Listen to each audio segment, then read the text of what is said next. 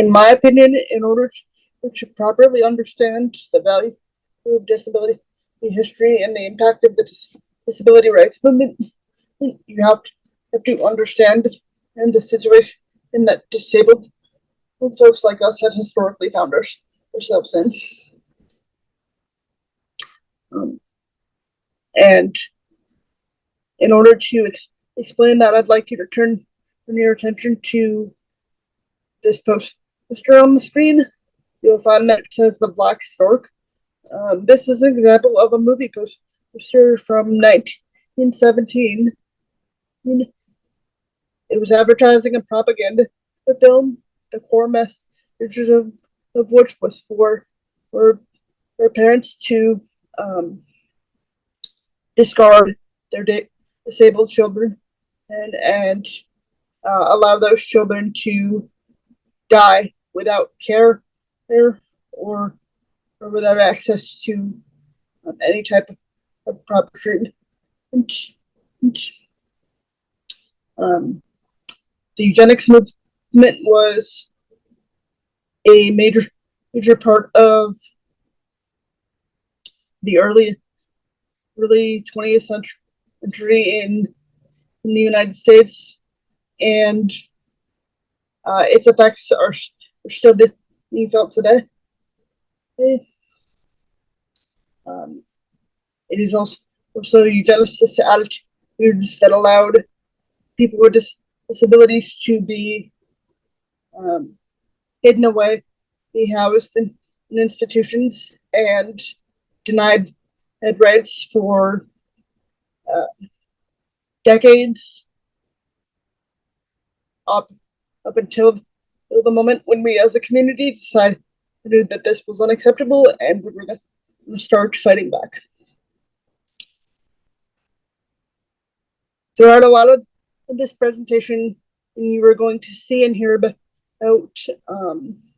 some of the larger civil rights protests that were part of the early disability rights movement.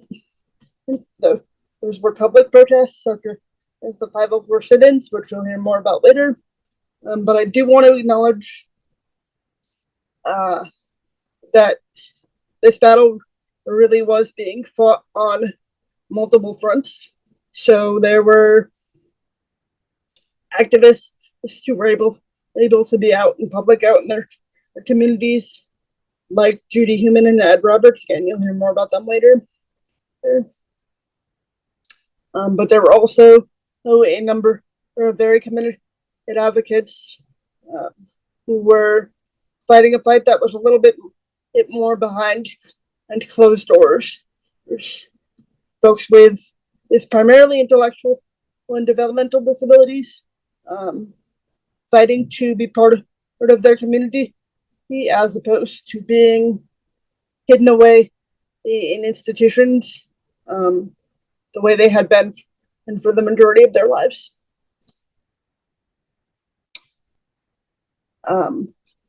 Today we look at that community, and it is largely united under the term self-advocacy. Self-advocacy is definitely a part of the larger disability rights movement. However, it does typically refer to these important activists with intellectual and developmental disabilities who often have this shared background or at least knowledge of shared history. I want to talk a little bit about the history of self-advocacy itself. So in 1968, we see the People First movement begin in Sweden, and then again, individuals with intellectual and developmental disabilities coming together at conferences, talking about how they want to be treated, focusing primarily on deinstitutionalization and improvement of treatment and conditions for people with disabilities. In 1974, we see the National Conference held in Salem, Oregon. And years after that, the first International Self-Advocacy Conference was held in Tacoma, Washington.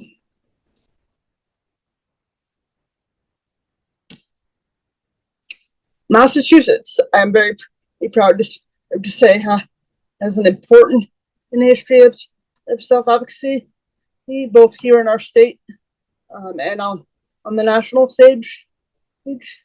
Um, Speaking of that national stage, in 1991, we see self-advocates becoming empowered, formed as a national self-advocacy organization. Around that same time, and folks in Western Massachusetts, are starting to get together and form groups like the Open Door Club, which doors still today. 1998, we see Massachusetts advocates standing strong in a statewide self-advocacy organization here in Massachusetts, founded by Craig Smith. And in 2001, folks here in Western Massachusetts got together and held our first annual self-advocacy conference. We are very proud of that history, and I am always going to mention it. Just another little note on language. Self-advocacy is the blanket term for this movement. However, another term that you will also always hear associated with the self-advocacy movement is people first. And this really came from early self-advocates talking about how they were tired of being referred to by these derogatory terms like retarded, and really wanting to be seen as people first and foremost. And this language still exists within the self-advocacy movement today. So I really want to acknowledge that.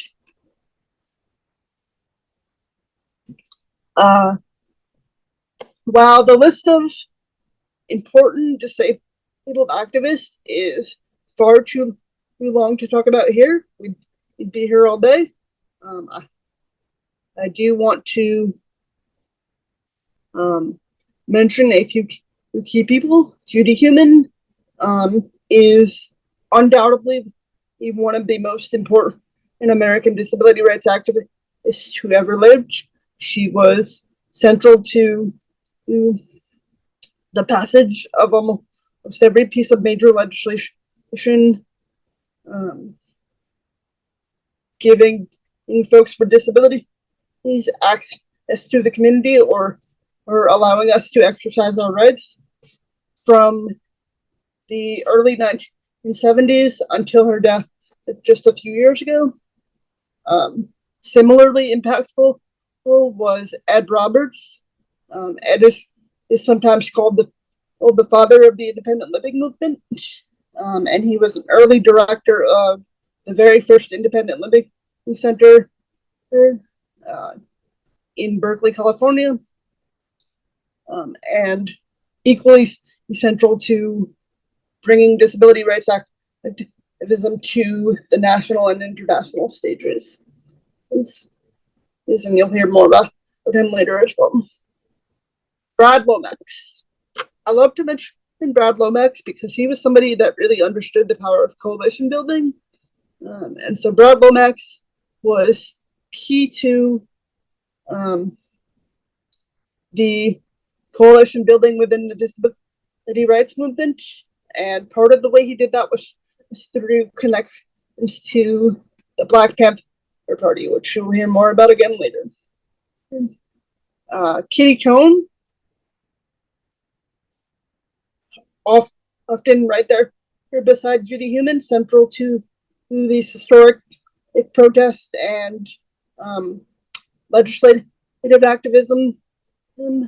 She would continue that work up until her death, with a particular emphasis on access to legal rights. Justin Dart Jr., another coalition builder.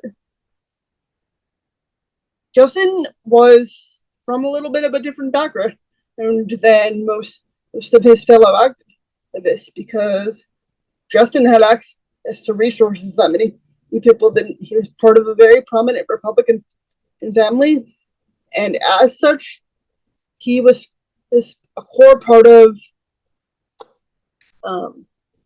not only having the ADA introduced, but allowing politicians to understand it and fighting for it to get passed. Without Justin Dart Jr., I don't believe we would have had the ADA passed when we did, and certainly not under a Republican administration at the time. Finally, Craig Smith. Craig Smith was the founder of an organization that I mentioned earlier, Massachusetts Advocates Standing Strong. So an important self-advocate here in Massachusetts, and somebody really known for bringing folks together. As we move on in this presentation, you're going to hear most of those names again. And we're going to move into some videos that go over some really key moments in disability rights history. And then we'll hear from Rebecca Coakley about the impact of the disability rights movement and where we are now and where we hope to be in the future. So I hope you enjoy the videos. Lawrence Carter Long, the Communications Director at Disability Rights Education and Defense Fund, walks up a large red spiraling ramp, the focus of the entryway of the Ed Roberts campus. A person in a wheelchair speeds down the ramp, past a photo mural of the 504 sit-in. The building's design creates a statement about universal design, equal opportunity, and inclusion. Disability rights are a part of civil rights history, but in order for that to be understood by the masses, we've got to get behind it in the ways that people have fought to include other things. Archival footage of iconic civil rights protests. A protest sign reads, "We shall overcome." Race, ethnicity, gender, age, sexuality. People had to claw and scratch and fight and protest and pass legislation in order for those things to get recognized as valid. Let's walk through some of those significant moments in disability history. 1909. Let's talk a bit about the dark history of eugenics. For most of human history, disability has been a diagnosis, something to be cured, fixed, and cut out. Across the United States, from 1909 through the 1970s, disabled women, disabled men were put into institutions, were sterilized against their will and often without their knowledge. The words that were used, feeble-minded, idiot, moron, they were all meant to segregate and separate. The reverberations of that continue to play out now, 100 years later. 1935. If you hear the word sit-in, you're likely to think about the American South, the civil rights protests of African Americans. But decades before, in eastern cities like New York City, Manhattan, groups like the League of the Physically Handicapped were sitting in for their right to work. After the Great Depression, 1935, everybody was hit hard. People with disabilities were specifically excluded from projects from the Works Progress Administration under the FDR administration. People with disabilities who had met at a recreational center in New York City said, wait a minute, why should we settle for second-class status? And the day they sat down to meet, the sit-in began. One of the first recorded sit-ins in United States history. So why did it take a disabled historian, someone like Paul Longmore, to uncover this fact decades later? This should be taught alongside the Freedom Riders, alongside Stonewall. This is one of those moments where people said, we're going to demand access to the same things that everybody else gets to take for granted, and yet people don't know about it. Spring of 1977, disability rights activists in San Francisco and across the United States gathered to push, rally, and protest to make sure that regulations enacting Section 504 of the Rehabilitation Act be put into law. Let's set the stage. The Rehabilitation Act of 1973 prohibits discrimination due to disability in any programs, agencies, or by contractors receiving federal financial support. Going on 3 years later, but the regulations in order to enforce that law still have not been signed by Jimmy Carter.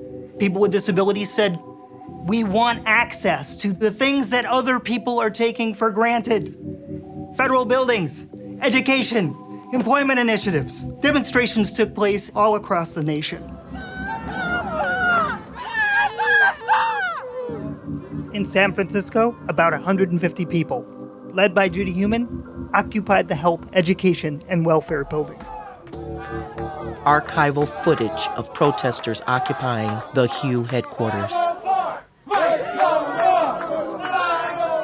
People came together in the community. There was intersectionality before the word existed. We had support from churches, unions, civil rights organizations, gay groups, elected politicians. We had the Gray Panthers offering support. We had the Black Panthers providing food. 28 days later, 504 was finally signed. Kitty Cone giving 504 victory speech. We show strength and courage and power and commitment that we the shut-ins or the shut-outs, we the hidden, supposedly the frail and the weak, that we could wage a struggle at the highest level of government and win. Here we are over 4 decades later, and that's still the longest sit-in, the longest occupation of any federal building recorded in the United States of America. Why aren't we using that as an example to say this is what happens when communities come together? These are the changes that can occur when we stand together, roll together, sit together in solidarity. 1990. Nearly a decade after Section 504 protests, the stage was set to take it to the next level. Organizers such as Justin Dart and Yoshiko Dart met with activists in every state, rallying, organizing, protesting, ready to create what would become our own landmark civil rights legislation, the Americans with Disabilities Act.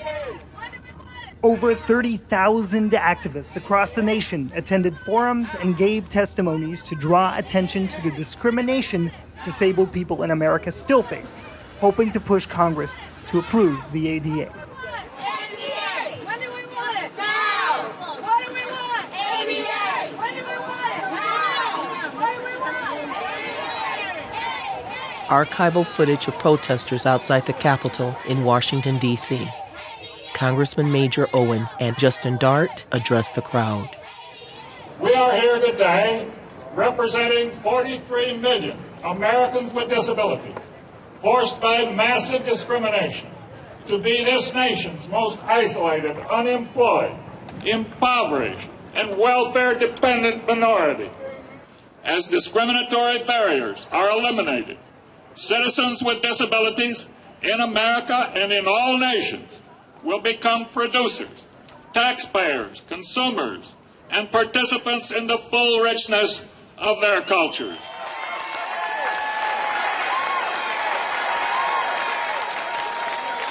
The power now is in the hands of the people here on this hill. The people united will never be defeated. The people united will never be defeated. The people united will never be defeated. What did it take to pass that law? Disability being disruptive. Washington, D.C., they climb out of their wheelchairs and they crawl up the steps of the United States Capitol. Footage of 8-year-old Jennifer Keelan Chaffins crawling up the stairs. I'll take it on Mike! I have to. You can do it! We're almost there. We're almost ready to reach the mountaintop.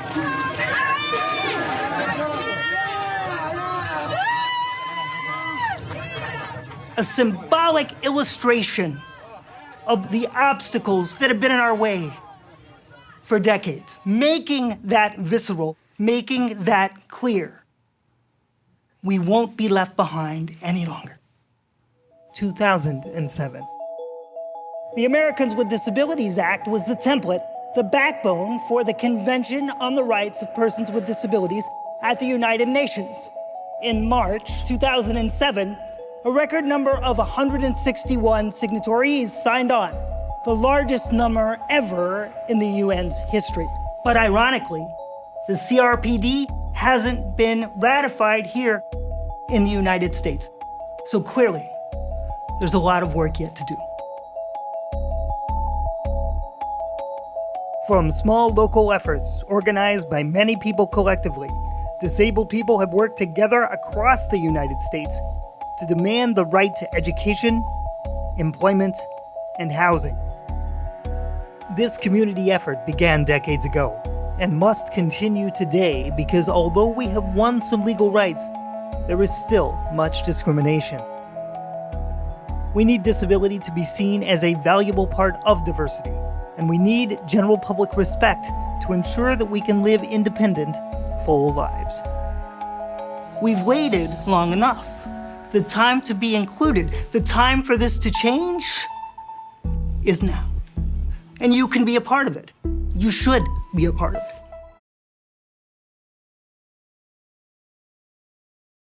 Let me take you back to 1989. A woman walks in for a meeting that will decide her future.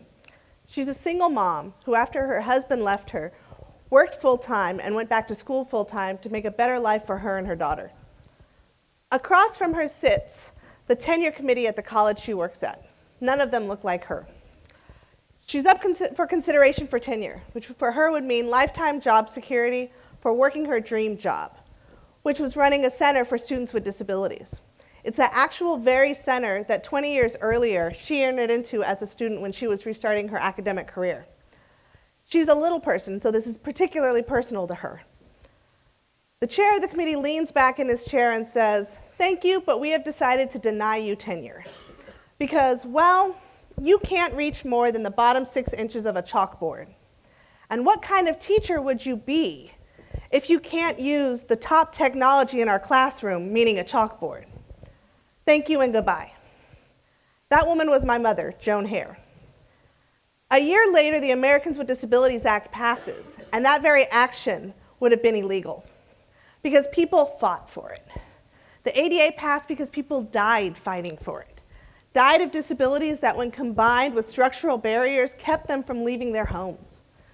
Died from having been sent to institutions and nursing homes as children, and growing up where the smell of oxygen was always tainted with the smell of death. The world has changed, but the need to provide access to ensure opportunity has not. They gathered on that south lawn of the White House, the lobbyists who literally did the wheeling and dealing, pun intended, alongside the activists who had thrown themselves out of their wheelchairs and dragged themselves up the steps of the United States Capitol to protest the lack of equal treatment under the law. People with intellectual disabilities who had only recently been released after spending the first half of their lives in an institution. The deaf community who had fought and rebelled to have Gallaudet University for the first time led by a deaf president. The ADA, as a law, affected over 1/5 of our population. It was the largest expansion of civil rights since the Civil Rights Act of 1960. For those of us who grew up with the ADA, its impact is both subtle and powerful. You may not even think about it. We're on the tail end of what we like to call the ADA generation. The first generation of Americans who have grown up with the connection between the Individuals with Disabilities Education Act and the Americans with Disabilities Act. People at this intersection have what we like to say the benefit of the connection between preparation, access, and opportunity. Not only have you always gone to school with your disabled peers, which is the preparation piece, but those same peers have the right to be able to access and move about society just like you can. This is the access part. And with the addition of access, it should open the door to opportunity, ensured by the non-discrimination protections in place when you move into work. The idea is if you've done the work, you should be able to access the spaces and be provided the opportunity to succeed. Back in 1990, when the ADA was passed, only 2% of people with disabilities went to college. Today, roughly 11% do. That is because for one of the first times in history, policies are somewhat working together. The Individuals with Disabilities Education Act, which governs your rights from K through 12 public education, means that when you're 16, you get to be asked what you want to be when you grow up. 16. That might not sound like a big deal, but for young people with disabilities, this very question, this process of what they call transition planning, was revolutionary. But can't we all take a moment to agree that waiting to ask somebody what they want to be till they're 16 years old is a bit late. Children are drawing pictures in preschool about wanting to be scientists.